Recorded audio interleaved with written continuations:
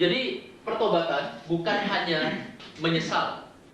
Menyesal tidak berarti otomatis orang itu bertobat. Tidak.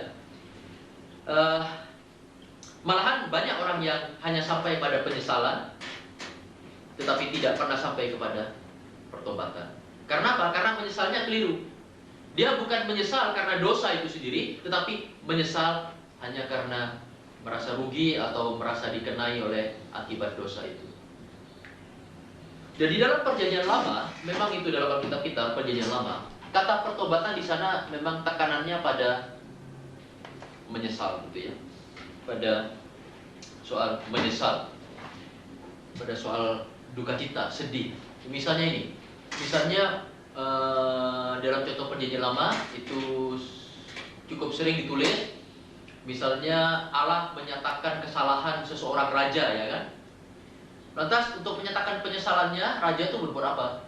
Dia berbaring di tanah yang penuh dengan abu, memakai baju dari karung dan menyiram kepalanya dengan abu. Itu tanda penyesalan. Seperti misalnya dalam kitab Nabi Yunus ya, dengan raja Niniwe yang oleh Allah ditegur karena dosa-dosanya, dan untuk menyatakan menyesal dia duduk di abu, pakai baju karung, dia menyiram kepalanya dengan abu. Jadi memang sudah biasa di dalam Perjanjian Lama tekanan itu pada soal penyesalan. Tapi dalam Perjanjian Baru tidak. Perjanjian Baru itu menekankan bukan hanya menyesal, tetapi, nah ini kita nanti akan masuk dalam artinya repentance, yaitu berubah, gitu ya, berubah. Bukan hanya menyesal tapi berubah.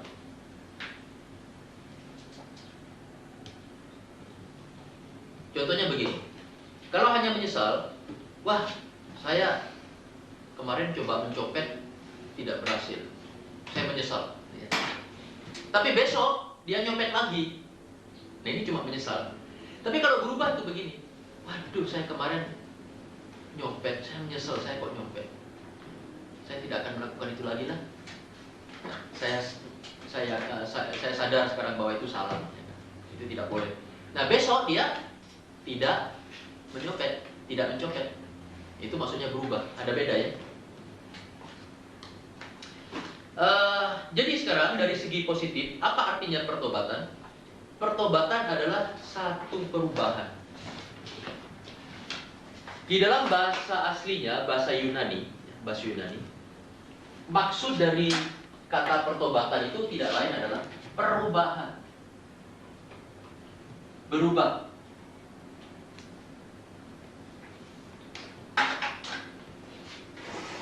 Ini arti kata pertobatan. Jadi kalau ditegur, ayolah bertobatlah, itu maksudnya ayo berubahlah. Itulah sebetulnya. Ayo berubahlah.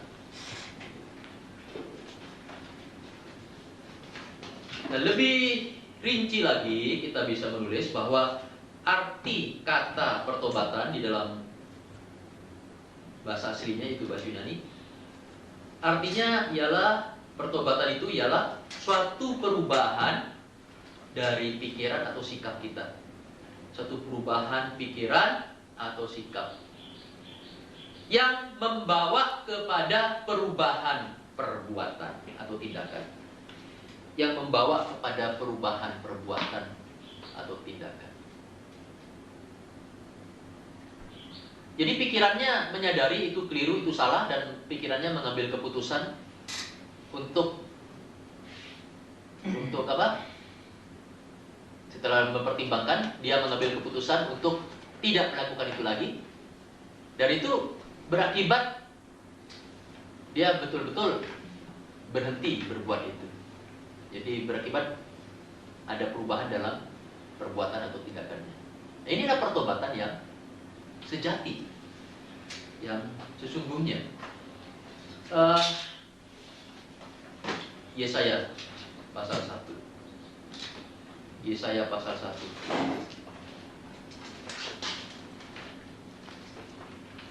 Ayat 16.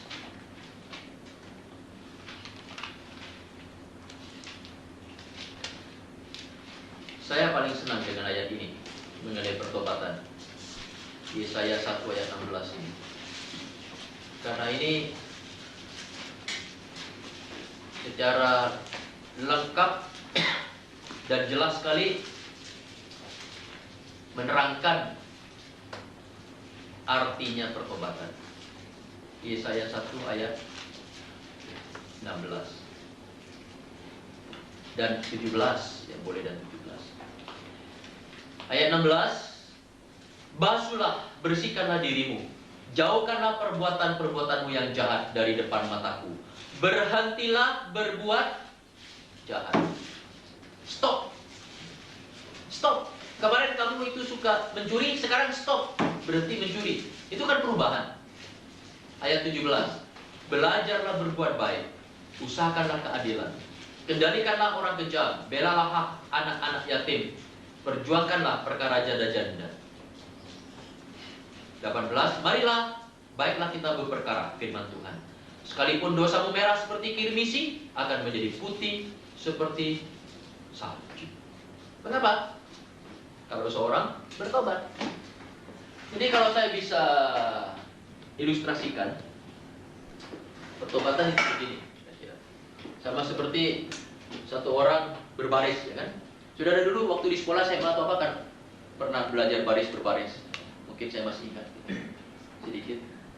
Misalnya, syap, jud, jalan, 1, 2, 1, 2, betul kan? 1, 2, berhenti, ya kan? Balik kanan, gerak, jud, jalan. Ini bertobat. Bisa lihat? Bertobat itu, kalau dulunya saya berjalan ke arah sana, ke utara.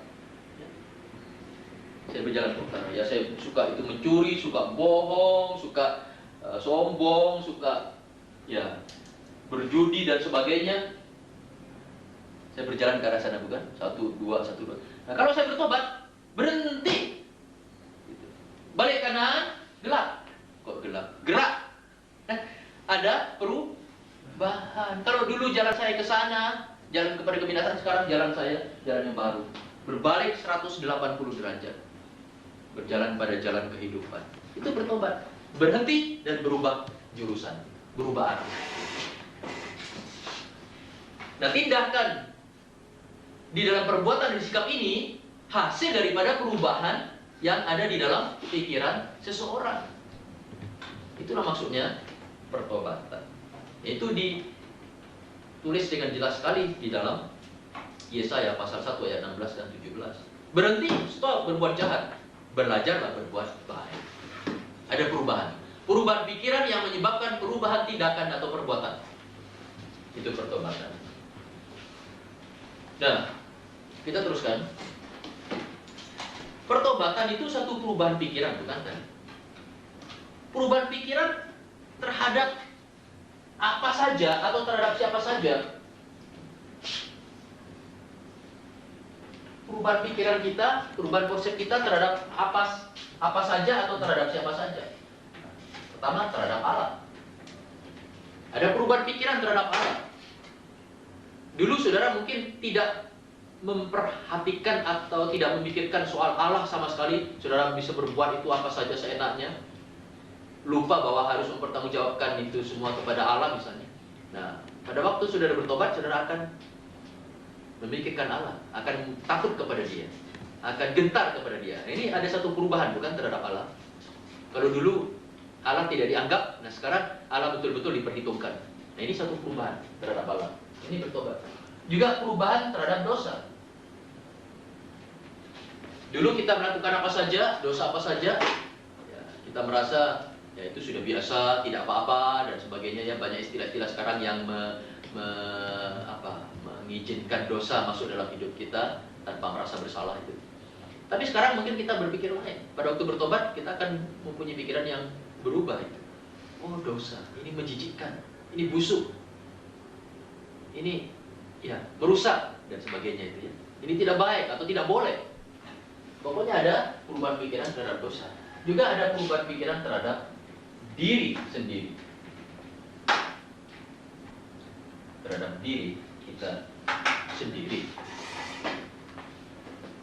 Mungkin dulu kita menganggap diri kita cuma ya Hidup ini hanya seperti anak-anak muda zaman sekarang ya. Untuk apa hidup? Oh, hidup untuk memuaskan hawa nafsu, mumpung hidup cuma satu kali. Tapi waktu saudara bertobat, ada perubahan pikiran terhadap diri. Oh tidak, hidup ini tidak hanya sekarang, tidak hanya satu kali.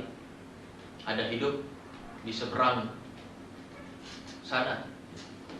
Hidup ini bukan hanya untuk memuaskan diri, tetapi untuk memuliakan Allah. Nah, ada perubahan pikiran terhadap diri misalnya. Mari kita lihat Kisah Rasul 20 ayat 21. Ini perubahan pikiran terhadap Allah. Kisah Rasul 20 ayat 21.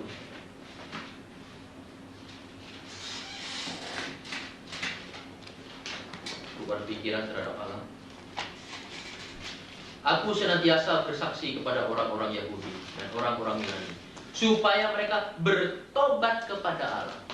Kalau dulu Allah tidak tahu ada di mana, tidak pernah dipikirkan, lupa, ada jauh di belakang. Nah sekarang mereka berubah pikiran, bertobat kepada Allah. Mereka berubah pikiran, mereka mulai mencari Allah, mereka mulai takut kepada Allah, mereka mulai gentar kepada Allah. Kemudian perubahan pikiran terhadap dosa. Kisah Rasul 3 ayat 19. Kisah Rasul 3 ayat 19. Karena itu sadarlah dan bertobatlah supaya dosamu dihapuskan.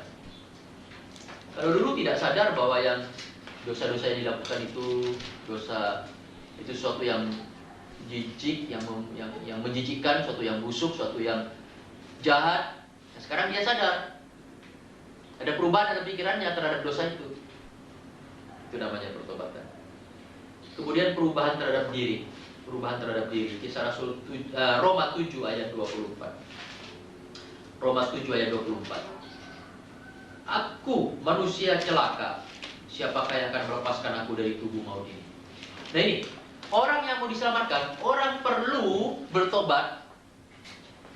Maksudnya mengubah konsep atau pikirannya tentang dirinya sendiri. Ya kan? Banyak orang merasa dirinya cukup baik, cukup bagus. Karena itu orang percaya bahwa dia mampu dengan berusaha sendiri, dengan amal-amalnya sendiri, perbuatannya sendiri, ibadahnya sendiri, dan sebagainya. Dia merasa dia mampu masuk ke surga. Nah, pola pikiran macam begini harus diubah kalau mau diselamatkan. Dia harus menyadari, sama seperti Paulus menyadari, aku manusia celaka, bukan manusia cukup baik, bukan manusia cukup bagus, aku manusia celaka. Nah, barulah kalau seseorang itu sungguh menyadari ada perubahan di dalam pola berpikirnya siapa dia, bahwa dia manusia celaka, satu orang berdosa yang hopeless, tidak punya harapan, barulah dia bisa diselamatkan. Dan bagaimana saudara menolong orang yang terjatuh ke dalam danau? Selama dia merasa dia mampu untuk itu menyelamatkan dirinya sendiri, ya kan? Saudara tidak akan mungkin bisa menolong dia. Begitu you mau tolong dia, wah dia akan menolak, atau ya mungkin karena kesombongannya juga dia tidak mau, dia merasa mampu. Karena saudara mau menolong seorang, you hanya bisa menolong orang yang jatuh ke dalam danau, dan orang itu sendiri harus itu maksudnya menyadari bahwa dia tidak punya harapan, ya karena dia tidak bisa berenang umpamanya, kecuali ada tangan atau tali yang diulurkan. Barulah kita bisa menolong orang itu, barulah dia mau menerima pertolongan kita. Sebelum seseorang merasa putus asa terhadap dirinya sendiri, orang itu tidak bisa diselamatkan. Putus asa terhadap hal-hal lain tidak boleh, tidak baik ya. Tapi untuk orang berdosa perlu putus asa terhadap diri sebelum dia diselamatkan. Maksudnya dia harus sampai pada satu kesadaran begitu rupa tentang dirinya, sehingga dia betul-betul mengubah pikirannya dan mengerti bahwa tanpa ditolong oleh Kristus dia binasa. Barulah orang itu dapat diselamatkan. Ini maksudnya bertobat di sini. Jadi bertobat, bagaimana pandanganmu terhadap dirimu? Merasa cukup baik kamu? Kalau merasa cukup baik, no hope, tidak ada harapan untuk diselamatkan. Kecuali kamu mengatakan, wah saya putus asa dengan diri saya. Justru saya putus asa, justru saya tidak ada harapan untuk diselamatkan, kecuali ya saya ditolong. Nah, orang macam begitu bisa ditolong, bisa diselamatkan. Baik, sekarang kita akan lihat itu masih mengenai pertobatan. Itu arti pertobatan sudah tadi. Kemudian sekarang manifestasi dari pertobatan.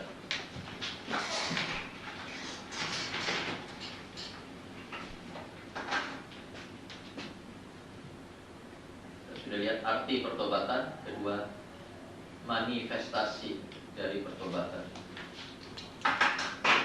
Manifestasi pertobatan. Kalau orang bertobat, ya, kalau orang bertobat, apa saja yang terjadi di dalam dirinya? Yang pertama, yang terjadi itu perubahan dalam pikirannya. Itu sudah terang ya. Pertama, perubahan dalam pikirannya. Nah, itu manifestasi pertama dari pertobatan. Pertobatan selalu dimulai di dalam pikiran orang. Kira-kira orang itu akan mengatakan kepada dirinya sendiri, ya, saya mau berubah. Nah, di sana dimulai pertobatan. Jadi pertobatan itu dinyatakan di mana saja. Pertama, ada perubahan dalam pikiran. Selama pikirannya tidak mau diubah, cara berpikirnya itu loh, his thinking itu loh, tidak mau berubah, ya, jangan harap orang itu berubah. Tidak akan ada perubahan. Sebetulnya kata berubah, bertobat, perubahan, pertobatan sama saja artinya. Pada prinsipnya sama. Kalau kita bilang, oh, orang itu mau berubah kok, berarti orang itu mau bertobat kok. Sebaliknya juga kalau kita bilang dia itu sudah bertobat, nah, maksudnya dia itu sudah berubah. Gitu ya. Baik dalam pikirannya, baik dalam tindakannya. Yang pertama itu tadi, satu perubahan dalam pikiran. Lukas 15. Nah, kita perhatikan, ini satu contoh yang bagus sekali mengenai maksud pertobatan. Lukas 15. Kita coba buka ini. Itu perumpamaan mengenai anak yang hilang, ingat? Anaknya orang kaya itu yang punya 2 anak. Kemudian yang bungsu itu ya, meminta warisannya, lantas pergi ke kota lain, berfoya-foya, menghabiskan uangnya ayahnya itu, mungkin main perempuan, mabuk-mabukan, berpesta pora sampai habis. Setelah uangnya habis, dia kelaparan, dia cari kerja tidak dapat, dia diberi pekerjaan menjaga kandang babi, dia harus makan makanan babi supaya tidak mati kelaparan. Nah, pada waktu itu mulai timbul perubahan di dalam pikirannya. Dia mulai bertobat setelah mengalami itu semua. Nah, kita lihat Lukas 15 ayat 17. Nah, perhatikan apa yang dia pikirkan itu ya. Lalu ia menyadari keadaannya. Nah, kalau menyadari itu di mana? Di hidungnya, di pantatnya, di pikirannya, di pikirannya. Lalu ia menyadari keadaannya, katanya, betapa banyaknya orang upahan Bapakku yang berlimpah-limpah makanannya, tetapi aku di sini mati kelaparan. Ada mulai timbul perubahan pikiran, okay? Cara berpikirnya sudah mulai berubah. Dulu dia ngotot mau meninggalkan rumah bapaknya, merasa dunia itu temannya, ya benar. Sekarang terbalik. Sekarang dia melihat, waduh iya ya, dunia ini bukan temanku. Aku malah sengsara di dunia. Kalau aku ingat, waduh, malah di rumah bapak aku itu yang surga itu. Makanan berlimpah-limpah. Ya, lihat, mulai ada perubahan dalam pikirannya, bukan? Yang namanya sadar itu berubah. Lantas yang kedua, manifestasi dari pertobatan yang kedua, perubahan di dalam perasaannya. Jadi perubahan dalam pikiran, yaitu pertama. Kedua, perubahan dalam perasaannya.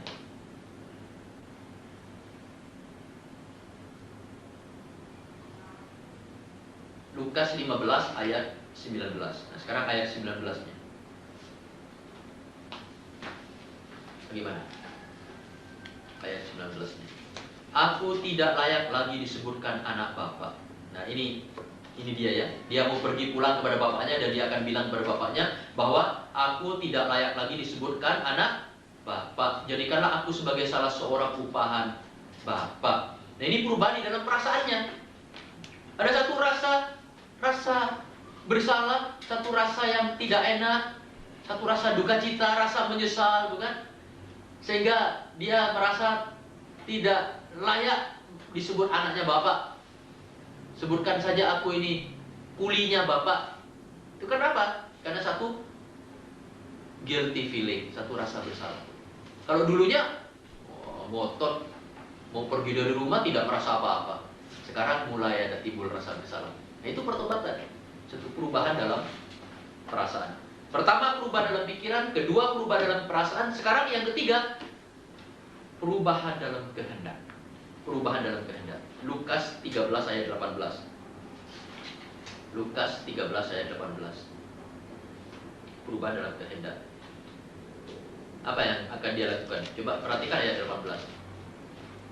Setelah dia berpikir, setelah dia berubah cara berpikirnya, kemudian berubah perasaannya, lantas ini kehendaknya juga berubah. Dalam ayat 18 dia mengatakan bahwa aku akan bangkit dan pergi kepada Bapa dan berkata kepadanya, Bapa, aku telah berdosa terhadap surga dan terhadap Bapa. Kalau tadinya dia malah akan meninggalkan bapaknya,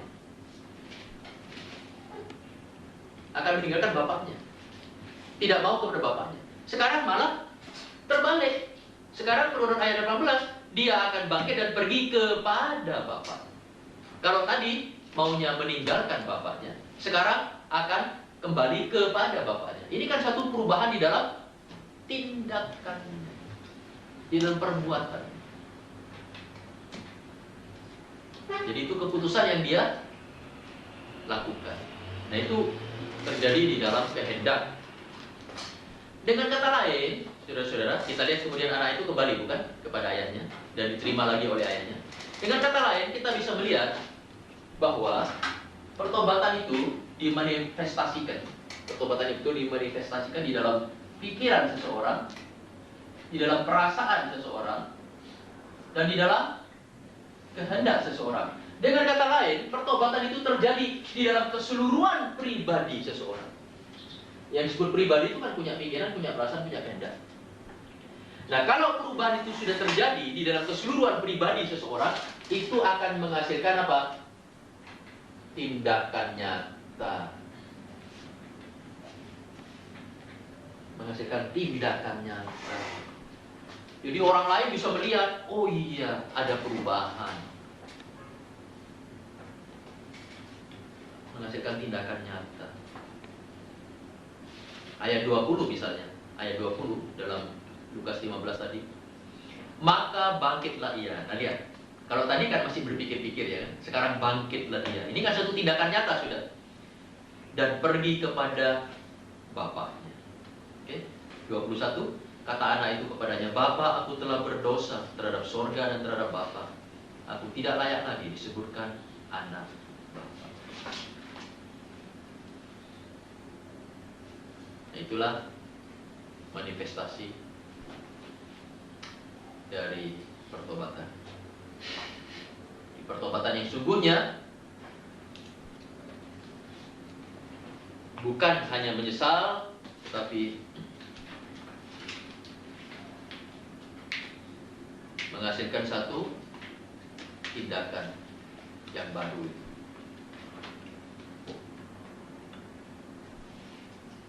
Nah, kita lanjutkan sedikit. Sekarang sarana pertobatan. Sarana pertobatan.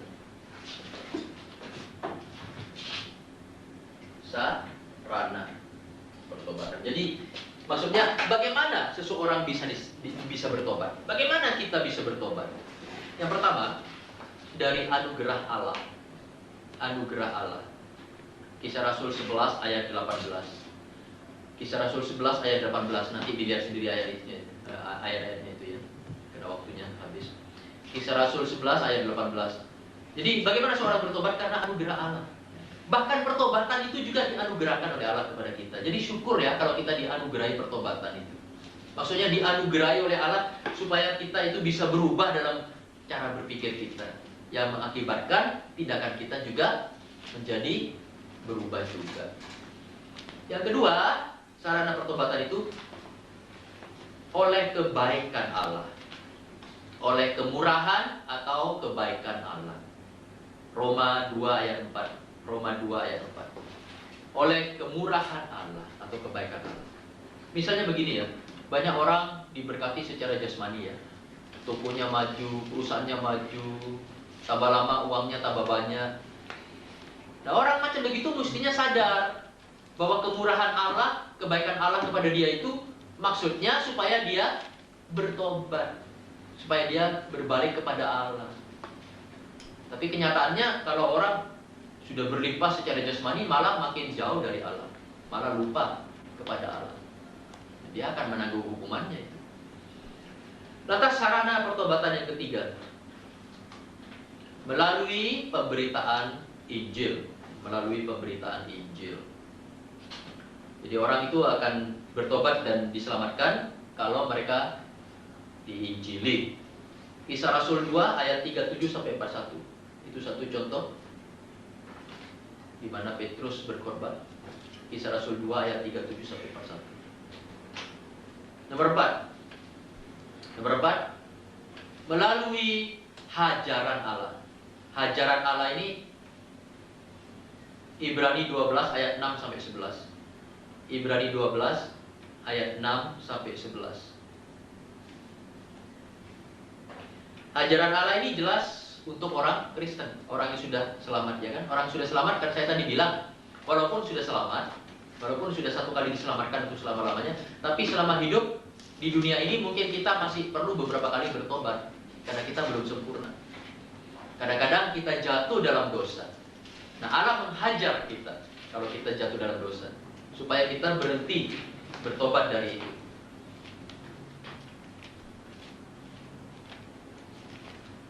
John Roach dia mengatakan begini. Itu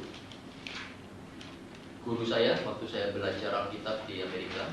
Dia bilang, saya bertobat lebih banyak setelah saya menjadi orang Kristen daripada sebelum menjadi orang Kristen. Saya bertobat lebih banyak setelah saya menjadi orang Kristen daripada sebelum saya menjadi orang Kristen. Nah, itu jelas. Karena sebelum dia menjadi orang Kristen, berapa kali kita sudah bertobat untuk menjadi orang Kristen? Berapa kali perlu bertobat? Satu kali. Kita selamat. Nah, setelah kita selamat, nah kita bertobat sudah tidak terhitung. Bertobat lagi dari dosa. Bukan untuk diselamatkan. Karena mungkin kita jatuh, terpleset ke dalam dosa. Jadi kita bisa lihat pertobatan di sini bisa untuk orang berdosa yang belum diselamatkan, bisa untuk orang yang sudah diselamatkan juga masih perlu terus bertobat. Diselamatkan cukup satu kali untuk selama-lamanya. Bertobat ya mungkin perlu berkali-kali, tergantung dari bagaimana cara hidup kita. Nah, memang bertobat itu bukan untuk mengembalikan surga yang hilang kepada kita yang sudah diselamatkan, ya. Misalnya kita jatuh dalam dosa, lantas surga hilang lagi dari tangan kita, tidak. Karena keselamatan itu tetap selama-lamanya. Tapi bertobat itu untuk kita yang sudah diselamatkan ini, untuk kita yang sudah jadi orang Kristen, sebetulnya tujuannya yang utama adalah untuk memulihkan persekutuan atau hubungan kita kembali dengan Allah Bapa. Yang terakhir, sarana pertobatan nomor 5, melalui Alkitab. Melalui Alkitab. Firman Allah. Firman Allah. Coba kita baca 2 Timotius 2, satu ayat ini aja kita baca. 2 Timotius 2.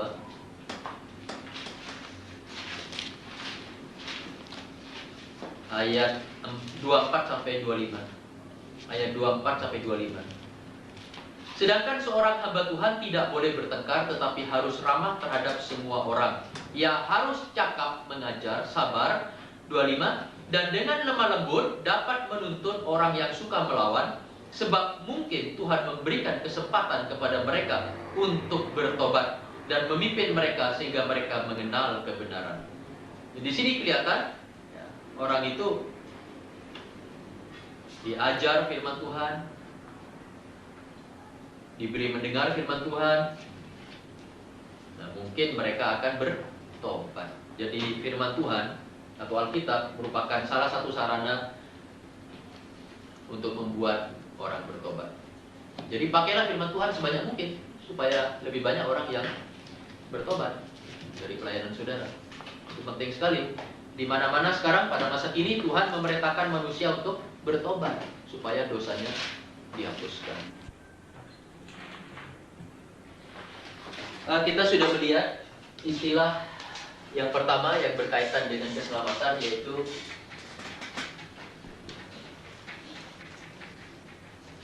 repentance, bukan? Yang diterjemahkan menjadi kata apa? Pertobatan.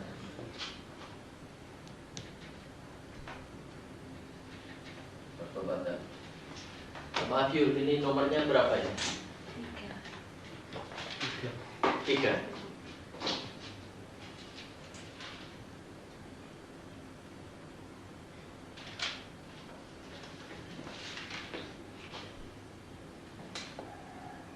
Nah, istilah kedua kita akan melihat sekarang. Istilah yang disebut conversion. Conversion ini di dalam bahasa Indonesia, conversion dalam bahasa Indonesia juga diterjemahkan dengan kata pertobatan. Nah, kalau kita hanya melihat istilah bahasa Indonesianya, ini sama saja, bukan? Pertama pertobatan, kedua pertobatan. Karena itu kita dengan sengaja coba memberi bahasa Inggrisnya, bahwa itu ada beda. Pertobatan yang pertama yang biasa disebut repentance, pertobatan kedua yang disebut conversion. Nah, conversion itu lain daripada repentance, agak beda. Kita ingat kalau dalam pertobatan yang pertama atau istilah repentance, itu artinya tidak lain adalah satu perubahan di dalam pikiran kita, ya kan? Satu perubahan di dalam pikiran kita. Perubahan terhadap Allah, terhadap diri sendiri, terhadap dosa. Pokoknya ada perubahan di dalam pikiran kita. Nah, itu repentance. Tetapi di sini conversion itu agak beda. Conversion lebih merupakan satu proses. Lebih merupakan proses.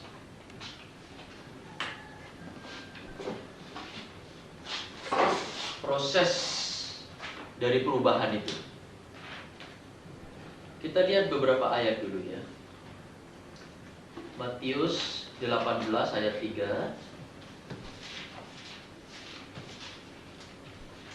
Matius 18 ayat 3. Nah, ini Yesus berkata, "Aku berkata kepadamu, sesungguhnya jika kamu tidak bertobat dan menjadi seperti anak kecil ini, kamu tidak akan masuk ke dalam kerajaan surga." Nah, kata bertobat di sini, ini yang diterjemahkan dengan conversion.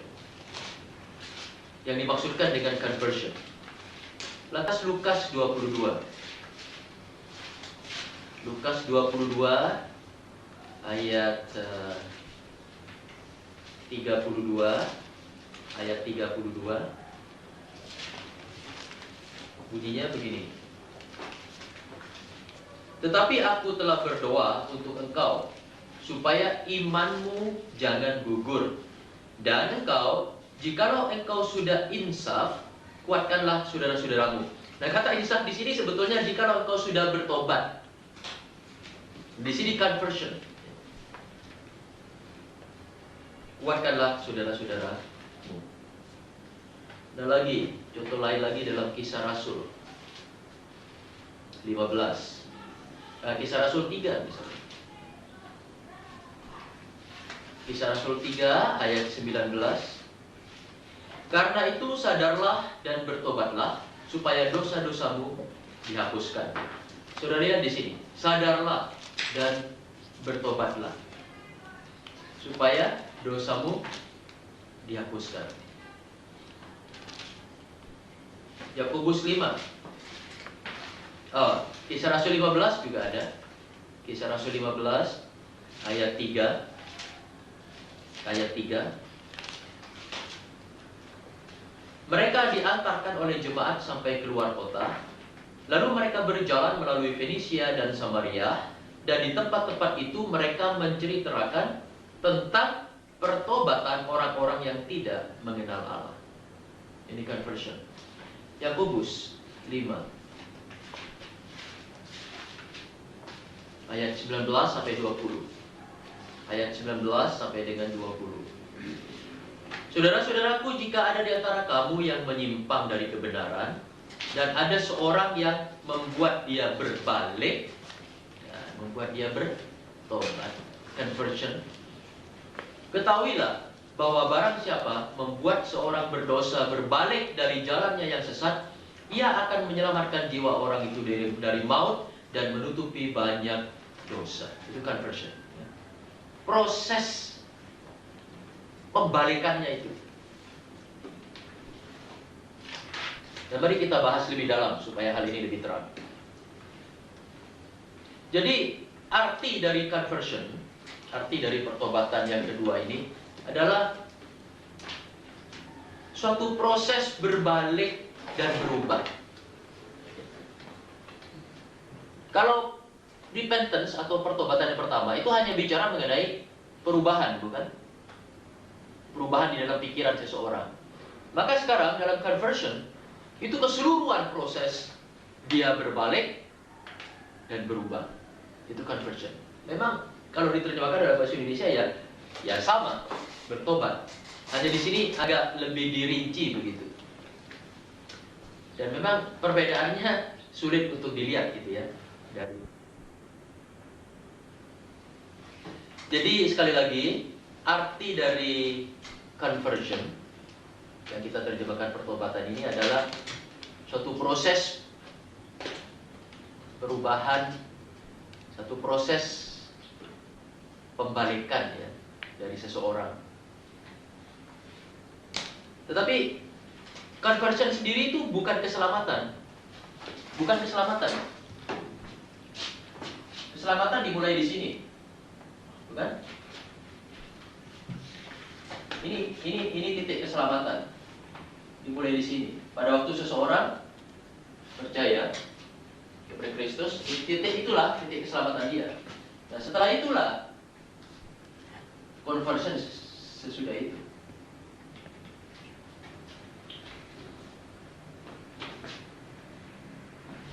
Jadi ada suatu proses pembalikan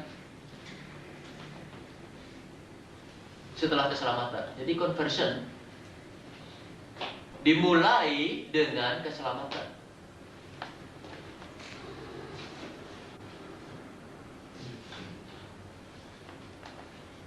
Conversion dimulai dengan keselamatan. Jadi karena saya percaya kepada Kristus, ya kan? Jadi karena saya diselamatkan, saya meninggalkan berhala, ya kan?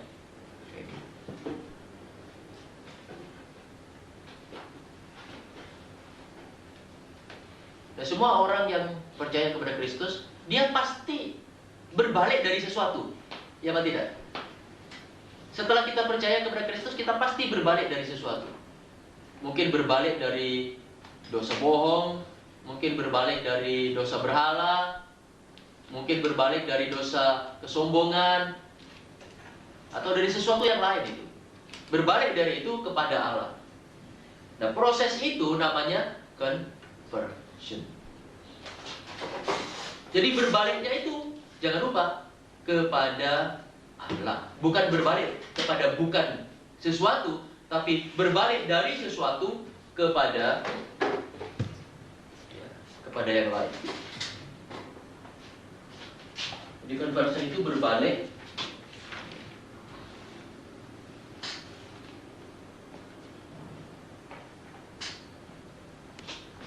mungkin kita tulis bahasa Inggrisnya.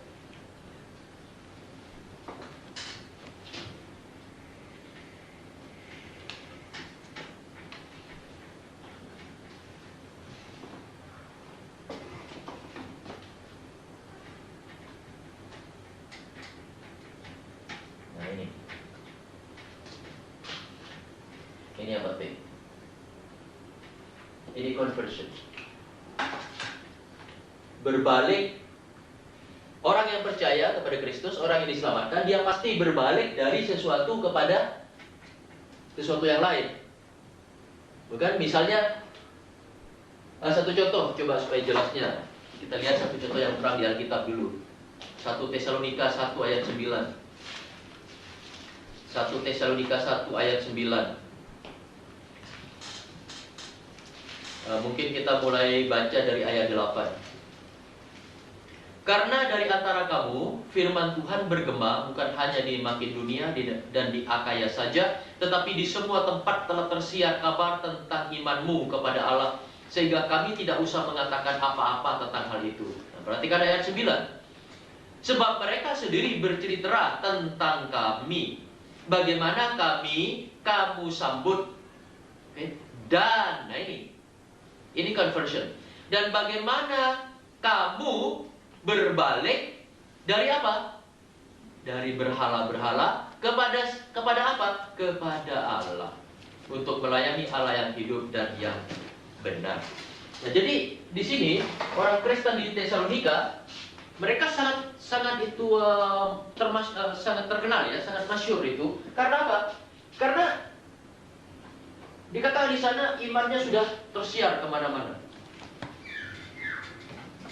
Bagaimana orang-orang tahu bahwa mereka ada iman kepada Kristus? Oh, mereka berbalik dari apa? Dari sesuatu, apa sesuatu itu bagi mereka? Dari berhala-berhala. Dari berhala-berhala. Mereka berbalik dari berhala-berhala, meninggalkan berhala-berhala kepada sesuatu yang lain, kepada Allah. Yaitu conversion.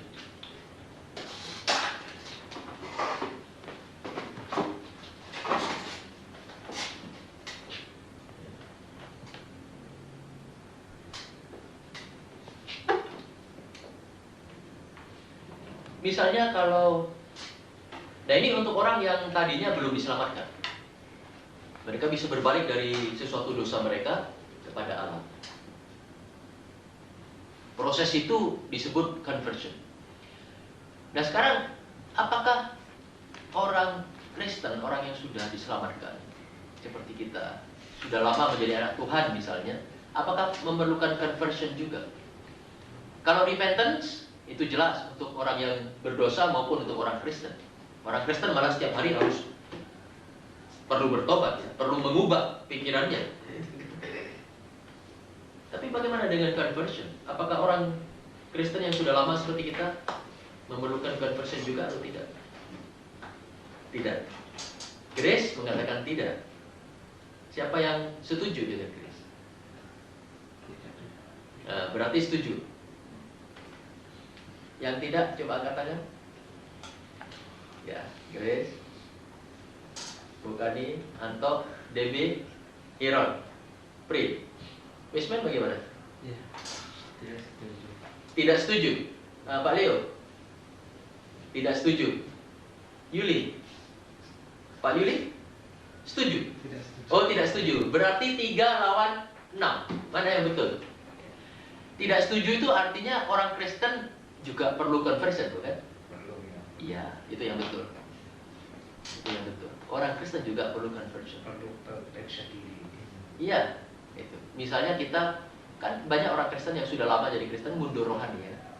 Nah, mereka harus berbalik lagi dari keadaan mundur rohani kepada Allah.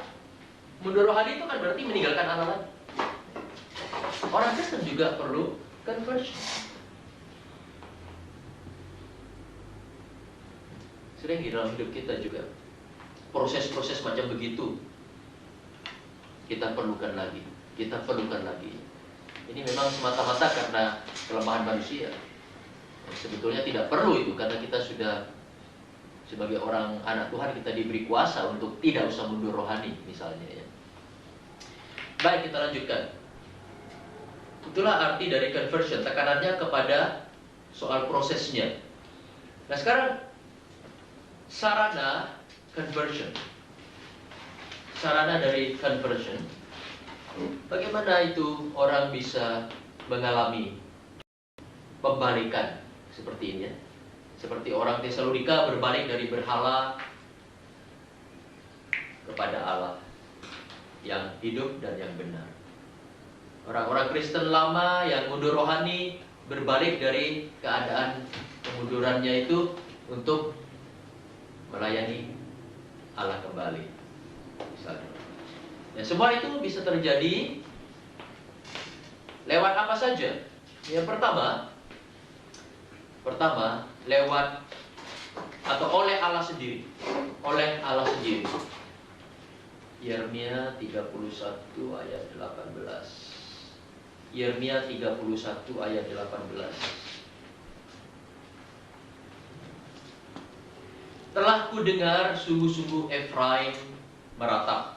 Engkau telah menghajar aku, dan aku telah menerima hajaran, seperti anak lembu yang tidak terlatih. Bawalah aku kembali supaya aku berbalik, sebab engkaulah Tuhan Allahku. Nah, lihat, bawalah aku kembali supaya aku berbalik. Nah, ini conversion. Istilah berbalik itu kan dan terkandung di dalamnya, tersirat di dalamnya satu pengertian proses, bukan? Proses. Supaya aku berbalik, sebab engkaulah Tuhan Allahku. Jadi Allah sendiri itu, oleh Allah sendiri. Conversion, pembalikan rohani dalam hidup kita dapat terjadi. Kedua, oleh Yesus Kristus. Yesus Kristus. Kisah Rasul pasal 3 ayat 26. Kisah Rasul pasal 3 ayat 26.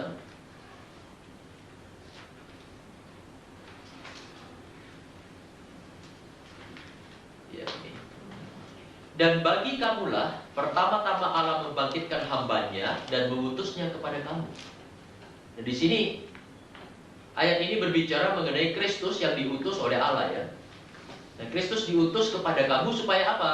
Supaya Ia memberkati kamu dengan apa? Bukan dengan duit, bukan dengan kesembuhan, bukan dengan kemakmuran, tapi dengan apa? Supaya Ia memberkati kamu dengan memimpin kamu masing-masing kembali dari segala kejahatanmu. Apa artinya? Memimpin kamu masing-masing supaya kamu kembali dari segala kejahatanmu. Artinya apa itu? Dengan satu kata, berbalik. Jadi kalau kita bisa berbalik, satu ketika tiba-tiba kita sadar bahwa kita, loh, saya kok berbalik ya dari kehidupan saya yang tak karam macam begitu. Itu conversion kan? Itu semata-mata oleh Kristus. Kristus bekerja di dalam kita. Dan kalau kita hubungkan itu dengan soal berkat, itu berkat yang sangat besar. Kalau seseorang bisa berbalik dari kehidupannya yang jahat kepada kehidupan yang baik. Berkat itu bukan cuma itu dapat duit, dapat berkat jasmani, dapat baju, dapat kesembuhan, dapat hal macam begitu. Bukan itu. Itu berkat-berkat yang ya boleh dikata berkat-berkat yang paling rendah sebetulnya. Berkat yang jauh lebih tinggi daripada itu salah satunya adalah ini. Kalau kita dapat berbalik dari kehidupan yang jahat kepada Allah, itu berkat yang sangat besar. Betapa banyak orang itu yang hidupnya tidak pernah berubah dari keadaan semula ya kan. Bayangkan orang macam begitu. Orang itu hidup di dalam kutuk kira-kira, bukan? Di dalam kutuk, bukan di dalam berkat. Tidak bisa melepaskan diri dari keadaan lama. Seperti ini, sering kita dengar di istilah di koran maupun di warta berita, di TV misalnya, mengenai orang-orang yang setelah dihukum karena berbuat kejahatan, lepas dari hukuman, berbuat kejahatan itu lagi, dihukum lagi, keluar dari hukuman, berbuat itu lagi, ya kan? Seolah-olah dia tidak bisa keluar dari keadaan itu, tidak bisa berbalik dari keadaan itu. Itu istilahnya apa orang macam begitu yang keluar masuk penjara karena berbuat kejahatan terus-menerus? Residivis, ingat? Ya, para residivis. Itu ada daftarnya residivis itu di kantor polisi. Biasanya kalau ada kejahatan di satu tempat, residivis itu yang dicari dulu ya kan? Penjahat kambuhan istilahnya. Penjahat kambuhan. Nah, lihat, bayangkan betapa celakanya dan betapa kasihannya orang yang hidup terus-menerus di dalam keadaan macam begitu dan seperti tidak bisa keluar dari keadaan macam begitu. Tidak bisa berbalik, tidak bisa berubah haluan. Tidak bisa banting setir dari keadaan macam begitu. Kita bisa mengatakan apa mengenai orang macam begitu? Seolah-olah hidup di dalam kutub, bukan?